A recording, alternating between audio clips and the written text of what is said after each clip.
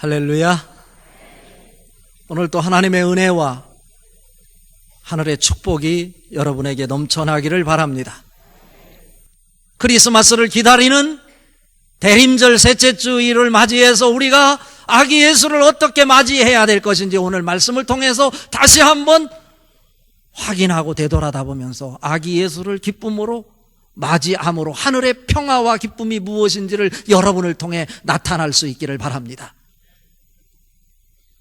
오늘 성경을 기록하고 있는 사람은 누가입니다. 누가는 의사입니다. 의사 선생님인 누가를 통해서 오늘 아기 예수가 어떻게 탄생되는지를 구체적으로 과학적으로 의학적으로 설명하고 싶었을 것인데 그 설명을 통해서 오늘 이 사건이 여러분에게 믿음으로 받아들여지고 믿어질 수 있기를 바랍니다. 첫 번째로 오늘 말씀을 통해서 우리에게 주시려고 하는 하나님의 메시지는 뭐냐면, 마리아는 예수 그리스도에 대한 첫 번째 증인이고 증언자이다 라고 하는 사실입니다. 제가 서두에 여러분에게 질문을 했어요. 그 질문은 뭐였냐면, 왜 예루살렘이 아니고 나사렛이었을까? 그리고 또 하나는 왜 찬란한 구름을 타고 오시지 아니하고 어쩌면 보잘것없는 한 여인의 몸을 통해서 이 땅에 오셨을까? 라고 하는 거죠. 이 해답 첫 번째 것은요, 이사야 9장 1절과 6절을 통해서 확인할 수 있는데, 이것이 우연히 갑자기 일어난 사건이 아니라 이미 예수님이 이 땅에 탄생하기 전 700년 전에 이사야 선지자를 통해서 예언했던 것들이 이제 성취되어지는 예언의 완성으로서 오늘 이 사건이 만들어지고 있다는 것입니다. 이사야 9장 1절에 보면 스볼론 땅과 납달리 땅이 멸시를 당하게 하셨더니 후에는 이방의 갈릴리를 영화롭게 하였도다 라고 말하고 있어요. 나사렛이 있었던 납달리와 스볼론이 차지했던 그 땅은 척박한 땅이고 멸시를 당하는 땅이었는데, 아기 예수가 그곳에서 탄생됨으로 인해서 그곳이 갈릴리에서 영화로운 땅으로 바뀌어질 것이다 라고 하는 축복의 말씀입니다. 이사야 9장 6절에 이어서 말합니다. 이는 한 아기가 우리에게 낳고 한 아들을 우리에게 주신 바 되었는데 그의 어깨는 정사를 메었고 그의 이름은 기묘자라 모사라 전능하신 하나님이라 영존하신 아버지라 평강의 왕이라 할 것임이라 말씀하고 있습니다. 벌써 예수님이 탄생하기 700년 전에 이렇게 이사야 선지자를 통해서 예언한 것이 지금 갈릴리 나사렛에 살고 있는 마리아를 통해서 실현되고 있는 것입니다. 그럼 왜 마리아를 통해서입니까? 세례 요한이 탄생되는 사가랴와 엘리사벳의 성령 사건을 통해서도 충분히 아기 예수가 이 땅에 오신다고 하는 것, 오셨다고 하는 사실을 입증할 수 있었을 것입니다. 그러나 그것은 간접적 증인의 역할밖에 하지 못합니다. 3차원적 세계에서 일어나는 모든 사건들은 모든 것들이 다 증거를 요청하고 있습니다. 그런데 가장 확실한 증거가 뭐냐면 마리아, 그 아기를 직접 잉태하고 아기를 뱃속에 10달을 품고 있다가 그 아기를 낳고 그 아기가 어렸을 때 자라는 과정을 직접 보살폈던 그 아기의 엄마보다 그 아기를 더 자세히 알 수 있는 길은 없는 것입니다. 바로 마리아를 택한 것은 아기 엄마로서 예수를 직접 품고 길렀던 그 어머니의 입을 통해서 간접적 증언이 아니라 직접적 증언을 통해서 이 사건이 꾸며난 얘기가 아니라 역사 속에 실제로 있었던 실화라고 하는 사실을 보여주기 위해 마리아의 몸을 빌렸다라고 하는 것입니다. 오늘 읽은 말씀 중에 34절 35절 같이 읽어봅니다. 마리아가 천사에게 말하되 나는 남자를 알지 못하니 어찌 이 일이 있으리까? 천사가 대답하여 이르되 성령이 내게 임하시고 지극히 높으신 이의 능력이 너를 덮으시리니 이러므로 나실 바 거룩한 이는 하나님의 아들이라 일컬어지리라. 아멘입니다. 그것을 받아들일 수 없던 상황에서 마리아가 천사에게 답변하는 장면입니다. 내가 사내를 알지 못하거늘, 내가 남자를 알지 못하거늘 어떻게 해서 내가 임신을 할 수 있습니까? 라고 반문하는 장면입니다. 이것은 마리아의 이야기이기도 하지만 우리들이 묻는 물음이기도 합니다. 세상의 사람들이 묻는 물음이기도 합니다. 교회를 다니는 사람이라 할지라도 묻는 물음입니다. 오늘 또 사도신경으로 우리의 신앙을 고백했지만 나는 하고 시작되는 성령으로 잉태되어 마리아에게 나셨다고 우리는 사도신경을 통해서 신앙 고백합니다. 그런데 그것을 많은 사람들이 믿지 않습니다. 누가는 의사라고 그랬어요. 누가복음과 사도행전을 기록하면서 데오빌로 각하에게 예수의 사건에 대해서 보다 근원적인 것부터 더 자세히 설명하기 위해서 내가 붓을 들었다고 누가복음 1장에서 이 누가는 말하고 있습니다. 데오빌로, 헬라어로 데오빌로는 하나님을 사랑하는 자라는 뜻입니다.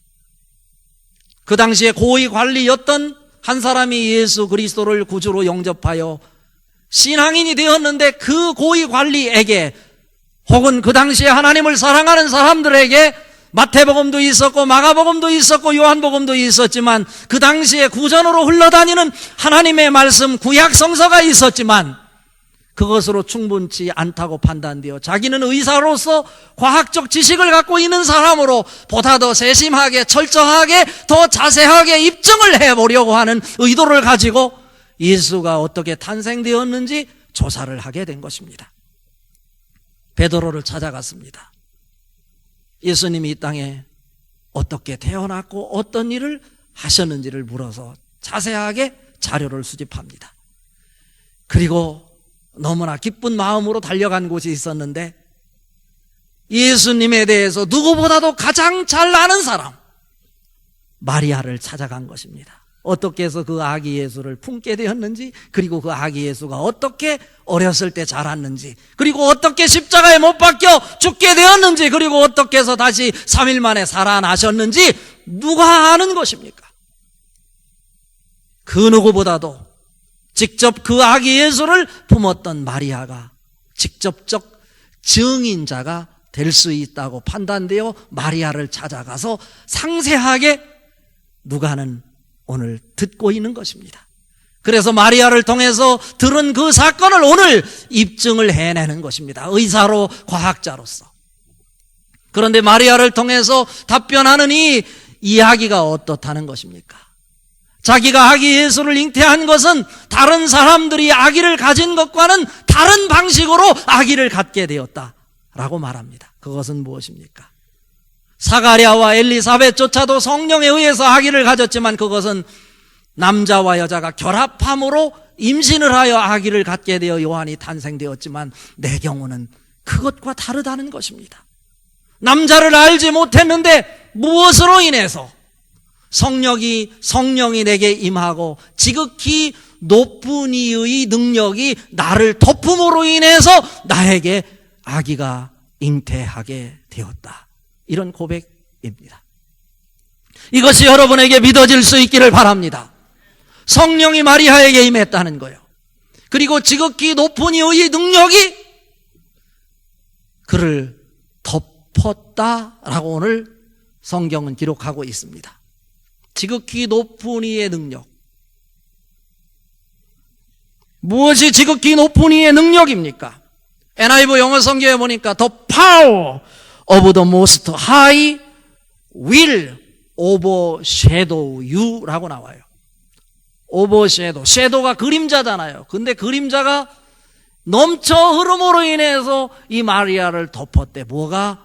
지극히 높은 이의 능력이 그림자처럼 자기에게 다가와서 자기를 덮어버렸다는 거예요. 그랬더니 자기에게 이상한 징조가 생겼다라고 하는 거죠. 여기서 덮으셨다라고 하는 뜻이 무엇일까? 구름이 덮여온다는 뜻입니다. 누가복음 9장 34절에 보면 예수님께서 제자 중에 베드로와 요한과 야고보를 데리고 변화산에 올라갔던 일이 있었습니다. 베드로가 예수님이 그 변화산에 올라가서 모세와 엘리야를 만나는 광경을 보게 되는데, 예수님이 입은 옷이, 그들이 입었던 옷이 이 세상의 옷처럼 느껴지는 것이 아니라 변형되어서 하늘의 실체로 바뀌어지는데, 이거 환상적인 거예요. 너무나 아름다워서 밑으로 내려갈 줄을 모르고 주님에게 이곳에서 초막 셋을 지차고 제안을 합니다. 그때 구름이 그들을 덮었다라고 성경은 기록하고 있어요. 예수님과 대면하고 있는 베드로를 구름이 덮었다라는 거예요. 그때 하늘에서 구름을 타고 구름 속에서 들려오는 음성이 있었는데, 베드로에게 이는 내 사랑하는 아들이요 나의 택함 받은 자이니 그의 말을 들으라, 이런 음성을 듣게 되는 것입니다. 그가 하나님이라는 사실을 지금 가르쳐주고 있는 것입니다. 이것은 창세기 1장 2절에서도 표현되는 말씀인데, 땅이 혼돈하고 공허하며 흑암이 깊음 위에 있고 하나님의 신은 수면 위에 운행하시니라. 여기서 하나님의 신이 수면 위에 운행하신다라고 할 때 이게 덮으신다라고 하는 뜻이에요. 불가피한 상황, 만신창이가 되어버린 이 땅에 우리의 상황을 외면하지 않으시고 그곳에서 우리를 보듬어 안으시고 덮으시고 계신다, 이런 의미를 담고 있는 거죠.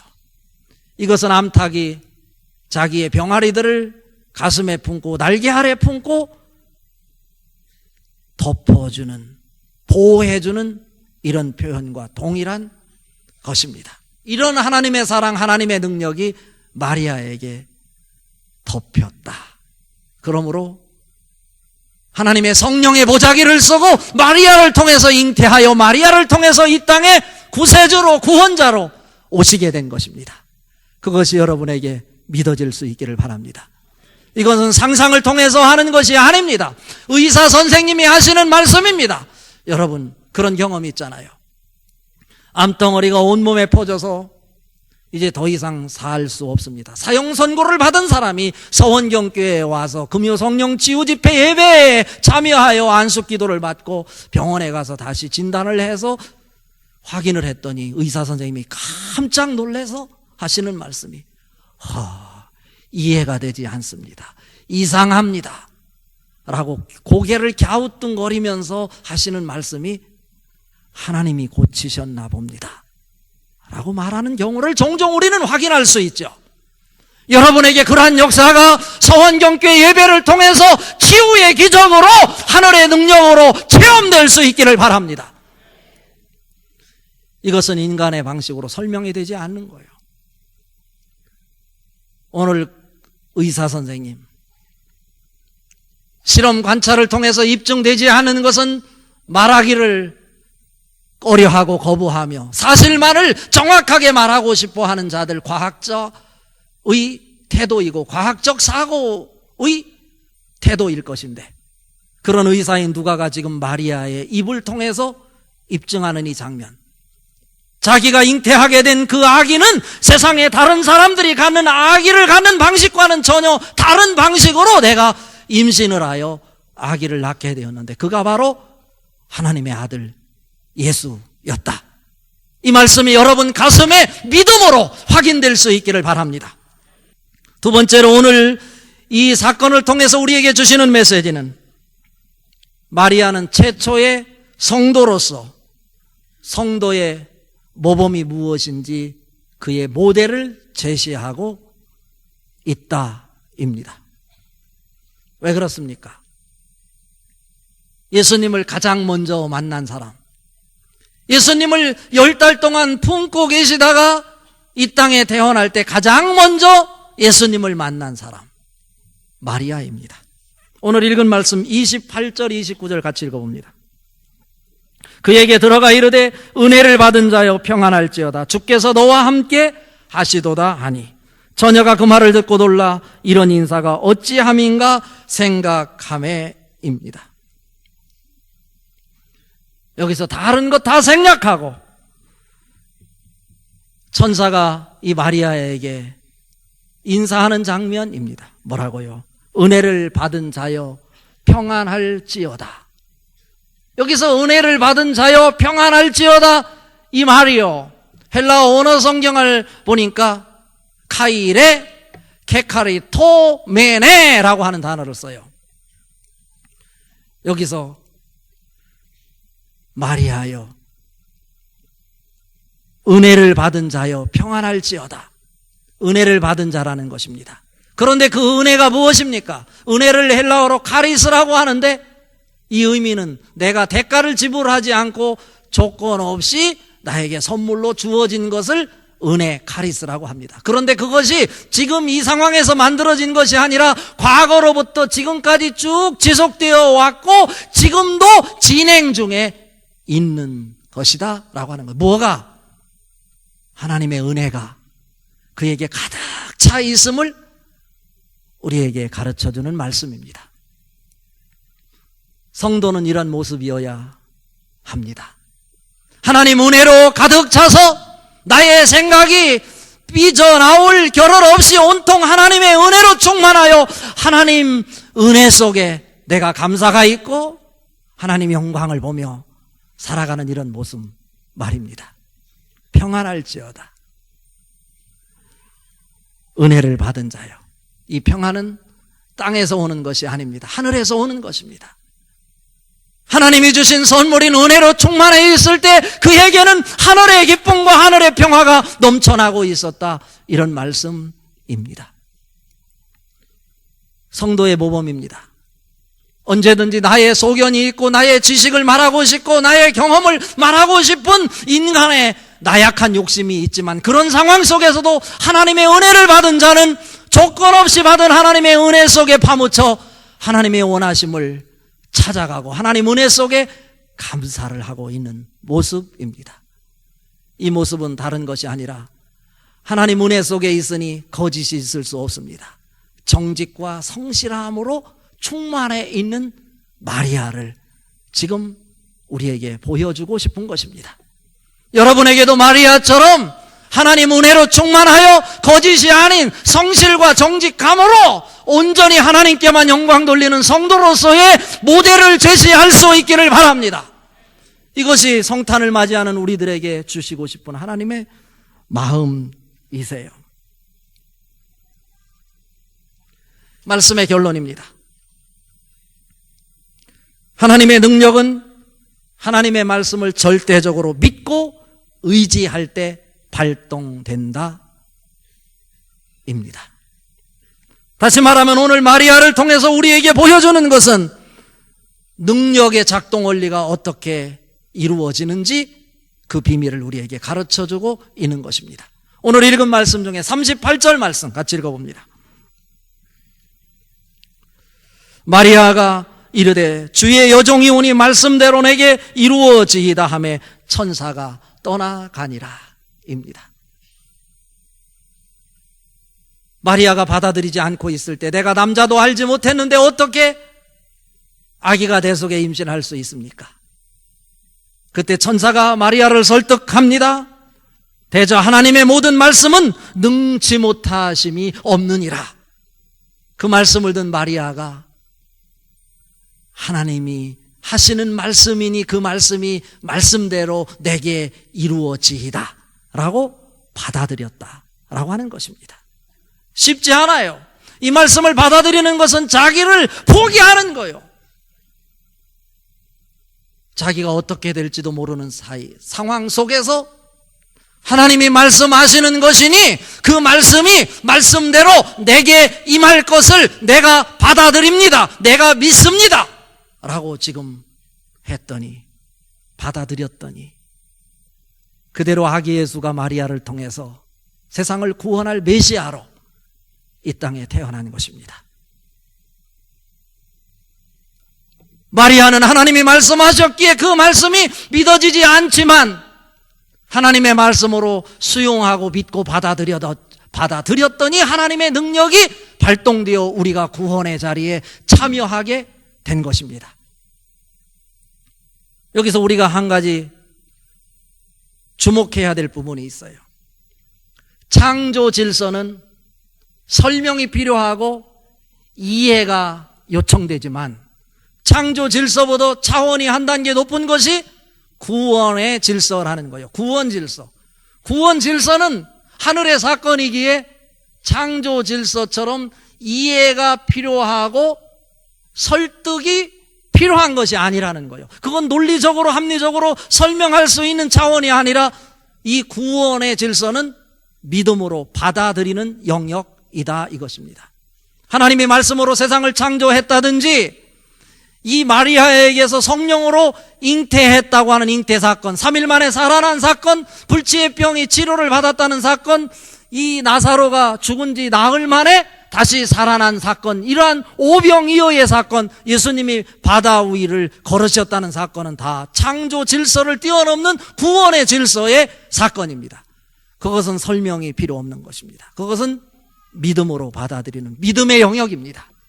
성모 마리아가 그것이 설명이 필요 없는 것으로 논리적으로 설득이 되지 않지만 하나님의 말씀으로 믿음의 영역으로 받아들였더니 하나님의 능력으로 그에게 작동되어 하나님으로부터 마리아는 성모 마리아가 된 것입니다.